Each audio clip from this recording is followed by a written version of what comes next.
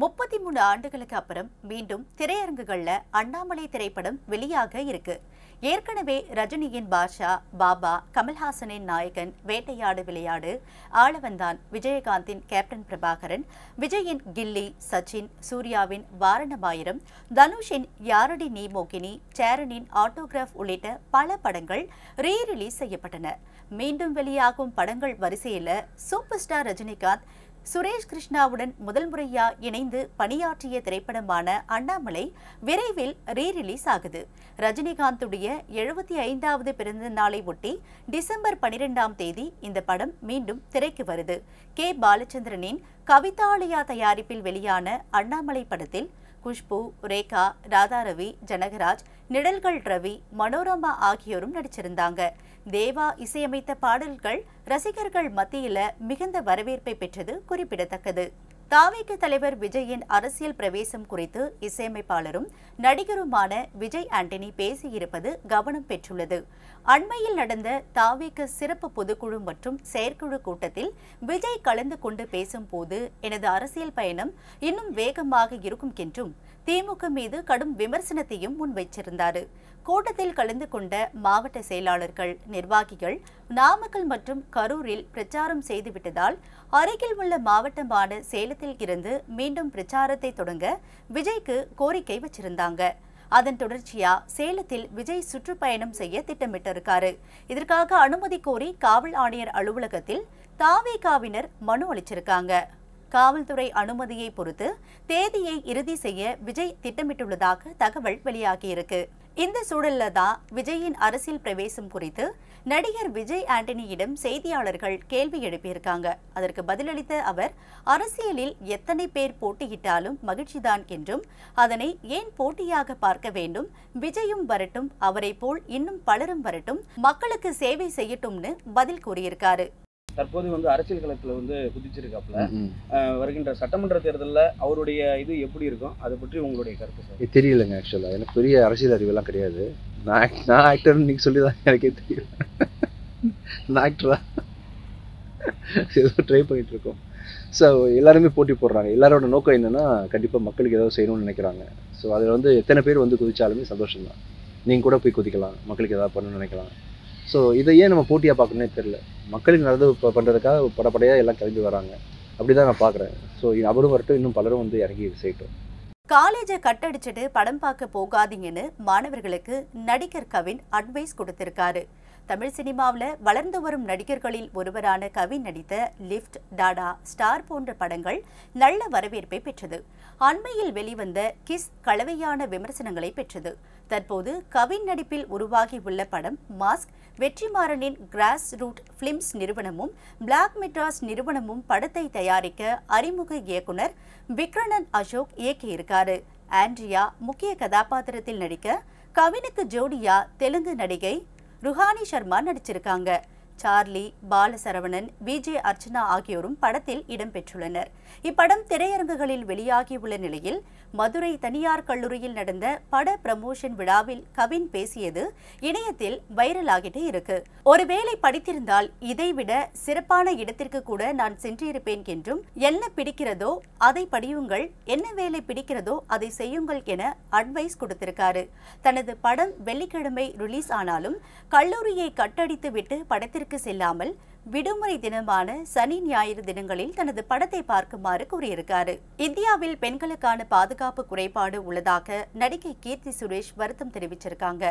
சந்துரு இயக்கத்தில் கீர்த்தி சுரேஷ், சுனில், ராதிகா உள்ளிட்ட பலர் நடிப்பில் உருவாகியுள்ள படம் ரிவால்வர் ரீட்டா. ஃபேஷன் ஸ்டுடியோஸ் மற்றும் தி ரூட் நிறுவனங்கள் இணைந்து தயாரித்துள்ள இந்த படத்திற்கு ஷான் ரோல்டன் இப்படத்திற்கு இசையமைத்துள்ளார். நவம்பர் 28ஆம் தேதி வெளியாக உள்ள இப்படத்தின் விளம்பரப்படுத்தும் பணிகளை தொடங்கியிருக்கிறார் கீர்த்தி சுரேஷ். இதற்காக நடைபெற்ற சந்திப்பில் திரைத்துறைக்கு 12 ஆண்டுகள் ஆகிவிட்டாலும் கடலில் ஒரு துளி போலதான் கற்றுக்கொண்டதாக கூறியிருக்காரு. இன்னும் நிறைய கற்றுக்கொள்ள ஆசை இருப்பதாகவும், இப்போதுதான் திரையுலக வாழ்க்கை தொடங்குவது போல உணர்வதாகவும், இன்னும் வித்தியாசமான கதாபாத்திரங்கள் செய்ய ஆசைப்படுவதாகவும் கருத்து தெரிவிச்சிருக்காரு. சமூக வலைதளத்தில் பரவும் எதிர்மறை கருத்துகளுக்குள் செல்லாமல் எனது வேலை உண்டு, நான் உண்டு என போய்கொண்டு இருப்பதாகவும் கூறியிருக்காரு. மேலும் பெண்கள் பாதுகாப்பு குறித்த கேள்விக்கு இந்தியாவில் பெண்களுக்கான பாதுகாப்பு குறைவாகவே உள்ளதாக பதிலளித்துள்ளார். அமெரிக்கா அல்லது துபாய் உள்ளிட்ட நாடுகளுக்கு சென்றால் அங்கு பாதுகாப்பு அதிகம் என்றும், அங்கு சட்டத்திட்டங்களே வேறு மாதிரி, அவற்றுடன் ஒப்பிடும்போது இந்தியாவில் குறைவுதான், இது மாற வேண்டும் என்று தெரிவித்துள்ளார்.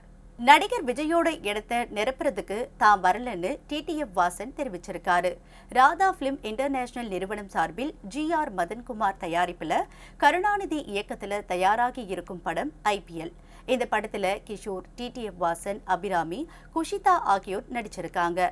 பிச்சுமணி ஒளிப்பதிவு செய்ய இந்த திரைப்படத்திற்கு அஸ்வின் விநாயகமூர்த்தி இசையமைச்சிருக்காரு. த்ரில்லர் படமா தயாராகி இருக்கும் இது வரும் 28ஆம் தேதி உலகம் முழுவதும் திரையரங்குகளில் வெளியாகுது. இந்நிலையில மதுரை புதூர் அருகே தனியார் திருமண மண்டபத்துல IPL படம் தொடர்பான ப்ரமோஷன் நிகழ்ச்சி நடந்துச்சு. இதில் கலந்துகிட்டு பேசிய டிடிஎஃப் வாசன், தமிழக வெற்றி கழகத்தில் இணைவது போன்ற அரசியல் ஆசை தனக்கு இல்ல, நடிகர் விஜயோட தன்னை கம்பேர் பண்ண வேண்டான்னு கேட்டிருக்காரு. அதே போல இயக்குனர் சங்கர் முருகதாஸ் இயக்கத்துல நடிக்கும் வாய்ப்புக்காக தான் காத்திருப்பதாகவும் தெரிவிச்சிருக்காரு. வாசன், உங்களுக்கு நிறைய யங்ஸ்டர்ஸ் உங்களுக்கு ஃபாலோவர்ஸா இருக்காங்க. இப்போ விஜய் அரசியலுக்கு வந்ததுனால அவரோட இடத்தை நீங்க நினைக்கிறீங்களா? they are legends now. No comparison. They are legends. அந்த இடத்தை நினைப்பாங்க. காலியா இருக்கிறத ஃபில் பண்ணி வைக்கலாம். அப்படி இல்ல, நான் எப்படி சொல்ல முடியும்? அப்படிலாம் இல்ல, நம்மளோட முயற்சிகள் நம்ம போட்டுக்கிட்டே இருக்க வேண்டியதா. நம்ம முயற்சிகளுக்கு ஏற்ற மாதிரி கடவுள் பரிசு தருவார், அவ்வளவுதானா? அவரோட கட்சியில இணையறதுக்கான வாய்ப்பு இருக்கு. அவருக்கு ஃபாலோ இல்ல, நம்ம அரசியல் பேசுற அளவுக்கு நம்ம ஒன்றும் அவ்வளவு பெரிய பையன் இல்ல. 25 தான் ஆச்சு. யங்ஸ்டர்ஸ் நிறைய ஃபாலோவர்ஸா இருக்கிறாங்க. அதனால இளைஞர்கள் வாக்குகள் இல்ல, நான் அரசியல் இதெல்லாம் கிடையாது. நமக்கு நம்ம பட ரீதியா இப்பதான் முன்னேறி வந்துட்டு இருக்கோம். அந்த மாதிரி இப்போதைக்கு நம்ம முன்னேறுவோம். பராசக்திக்கு அடுத்ததா AB4ங்கிற தெலுங்கு படத்துல இசையமைப்பாளரா கமிட் ஆகி இருக்காரு ஜிவி பிரகாஷ். தமிழ் சினிமாவில் 2 தேசிய விருதுகளை பெற்ற இளம் இசையமைப்பாளராக இருக்காரு ஜிவி பிரகாஷ். இவருக்கு இப்போ சுதா குங்ரா இயக்கத்துல சிவகார்த்திகேயன் நடிப்புல உருவாகி இருக்கும் பராசக்தி படத்திற்கு இசையமைச்சு இருக்காரு. இந்த நிலையில இசையமைப்பாளர் ஜிவி பிரகாஷ் தெலுங்கு படத்தில் இசையமைக்க ஒப்பந்தமாகி இருக்காரு. இது குறித்து படக்குழுவினர் வீடியோ ஒன்ன வெளியிட்டு அதிகாரப்பூர்வமா அறிவிச்சிருக்காங்க. அஜித் பூபதி இயக்கத்துல கட்டமநேனி ஜெயகிருஷ்ணா கதாநாயகனா நடிக்கிற இந்த படத்துக்கு AB4ன்னு பெயர் வச்சிருக்காங்க. KGF பட நடிகை ரவீனா தாண்டனின் மகள் ராஷா ததானி தான் கதாநாயகியா நடிச்சிருக்காங்க. சந்தபாமா கதலு பிக்சர்ஸ் சார்பில் ஜெமினி கிரண் இந்த படத்தை தயாரிக்கிறாங்க. ஜிவி பிரகாஷ் இதற்கு முன்ன தெலுங்குல வருண் தேஜ் நடித்த மட்கா, ராபின்ஹுட், லக்கி பாஸ்கர் போன்ற படங்கள்ல இசையமைச்சிருக்காங்க. இந்த படங்கள்லாம் மியூசிக்காகவே ரசிகர்கள் மத்தியில வரவேற்பு பெற்றது குறிப்பிடத்தக்கது. பழம்பெரும் நடிகை துளசி டிசம்பர் 31க்கு பிறகு நடிப்பை விட்டுட்டு விலகி ஆன்மீக பாதையில தன்னை முழுமையா அர்ப்பணிக்க போவதா சொல்லியிருக்காங்க. குறிப்பா ஷீரடி சாய்பாபாவுக்கு தனது வாழ்க்கையை அர்ப்பணிக்க விரும்புவதா கூறியிருக்காரு. சென்னையில் கடந்த 1967ஆம் ஆண்டு பிறந்த இவர் தமிழ், தெலுங்கு, கன்னடம், போஜ்பூரி உள்ளிட்ட மொழிகளில் 300க்கும் மேற்பட்ட படங்களில் நடிச்சிருக்காங்க. தமிழ்ல 1973ஆம் ஆண்டு வெளியான அரங்கேற்றம் படத்தில் குழந்தை நட்சத்திரமாகவும், ரஜினி நடிப்பில் வெளியான நல்லவனுக்கு நல்லவன் படத்தில் அவரது மகளாகவும் நடிச்சிருந்தாங்க. ரஜினிகாந்த், கமல்ஹாசன், சிரஞ்சீவி, மோகன்லால் உள்ளிட்ட முன்னணி நட்சத்திரங்களுடனும் நடித்த துளசிக்கு 2014இல் வெளியான பண்ணையாரும் பத்மினியும் நல்ல வரவேற்பை பெற்று தந்தது. அஜித் குமாருடன் மங்காத்தா, விஜயுடன் சர்க்கார், விஷாலுடன் ஆம்பல, வீரமே வாகை சூடும், சிம்புவுடன் வெந்து தணிந்தது காடு, சபாநாயகன் என பல படங்களில் நடிச்சிருந்தாங்க.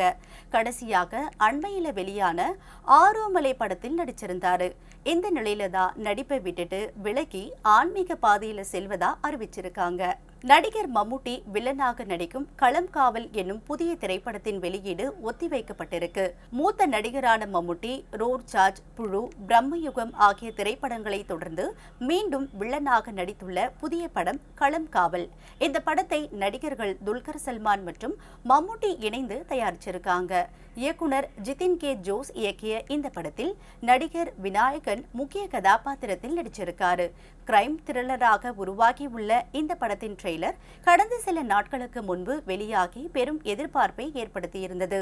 ஏற்கனவே களம் காவல் திரைப்படம் வரும் நவம்பர் 27ஆம் தேதி வெளியாகும்னு அறிவிச்சிருந்தாங்க. ஆனா இப்படத்தின் வெளியீடு தற்காலிகமா ஒத்திவைக்கப்படுவதா படக்குழு தெரிவித்துள்ளது. புதிய வெளியீட்டு தேதி விரைவில் அறிவிக்கப்படும் எனவும் படக்குழு கூறியிருக்கு. 50வது ஆண்டு பொன்விழாவை ஒட்டி மீண்டும் வெளியாகிறது சோலே. இந்திய சினிமாவில் மாபெரும் வெற்றி பெற்ற திரைப்படமாக இன்றளவும் பலரால் நினைவு கூறப்படுவது ஷோலே. 1975இல் வெளிவந்த இப்படத்தில் அமிதாப் பச்சன், தர்மேந்திரா, சஞ்சீவ் குமார், ஹேம மாலினி, ஜெயா பச்சன், அம்ஜத் கான் ஆகியோர் நடிச்சிருந்தாங்க. கொள்ளையர்கள் அட்டகாசம் தலைவிரித்தாடும் ஊரில் இருந்து மக்களை காப்பாற்ற திருடர்களான தர்மேந்திரா மற்றும் அமிதாப்பை சஞ்சீவ்குமார் அழைத்து வர அவர்கள் ஊரோடு ஒன்றி கொள்ளையர்களை ஒழிக்க பாடுபடுவதே படத்தின் கதைக்களம். இந்த படத்துல ஜோடியா நடித்த தர்மேந்திரா, ஹேமா மாலினி, அமிதாப், ஜெயா ஆகியோர் திருமணம் செய்து நிஜ வாழ்க்கை ஜோடியாகவும் மாறிய கதையும் உண்டு. அந்த காலகட்டத்தில் இந்திய அளவில் வசூலில் சாதனை படைத்த ஷோலே திரைப்படம் மீண்டும் வெளியாக இருக்கிறது. அதன்படி அடுத்த மாதம் 12ஆம் தேதி 4K மற்றும் டால்பி 5.1 ஒளியில் 50வது ஆண்டு பொன்விழாவை ஒட்டி வெளியாக உள்ளது. இது ரசிகர்கள் இடையே மிகுந்த எதிர்பார்ப்பை ஏற்படுத்தியுள்ளது.